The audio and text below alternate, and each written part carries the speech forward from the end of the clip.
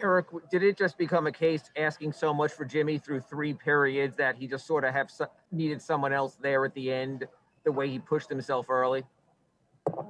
Um, yeah, I mean, look, nobody's going to feel sorry for us. Nobody cares,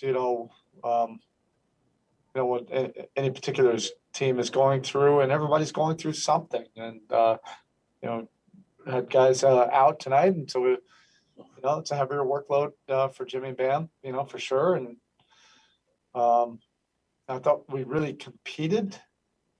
We weren't able to get some key stops at key moments. On a rough, shooting night, but I thought, these are the kind of wins that could be gratifying if you find a way, to get over the top. But we just could not string together enough stops in a row. Was there anything particular on the offensive end you thought was lacking, or was it just that the 3-point shots weren't falling? I'll have to look. There certainly were a lot of those threes that looked like they were good, clean looks. And sometimes that's, you're just not going to, catch fire. Duncan, had some great looks, but, he wasn't even going to go out there, at the beginning. He was throwing up before the game. But again, these are those kind of games that you just have to really grind. We were able to get up, 7-8 points, and just weren't able to get those stops. And then just Nemanja coming back into the rotation for the first time in a while. What was thinking there? Thank you. We're down, guys. He's kept himself ready. He's a weapon, for sure.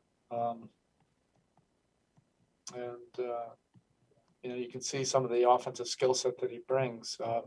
He's not just a 3-1 shooter. He can put the ball on the floor. I thought that dive that he had on the trap was a great momentum shifting play.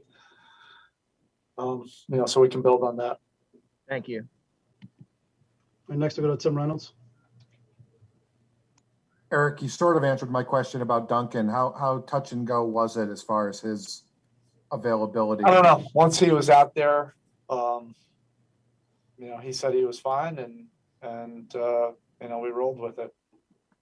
And you've got, I think it's 10 left, 9, something like that. I don't know how many, but you often talk about competition. You often talk about not running from these moments. How much is that going to be the message? How much was that already? Look, there's going to be high emotion with the remaining games, and that's not exclusive to the Miami Heat. That's going to be all those teams in the Eastern Conference that are grouped up where we are. And on any given night, the storylines are going to sway dramatically one way or another based on a win or loss. We have to stay the course, handle our business, and just focus on the Spurs on Wednesday. Thanks, Erik. Next, we'll go to Cooper Moorhead. Spo, 18 turnovers for Chicago, and on paper in a lot of these games lately, there's the deflection numbers have been there, the turnovers of steals, the points of turnovers.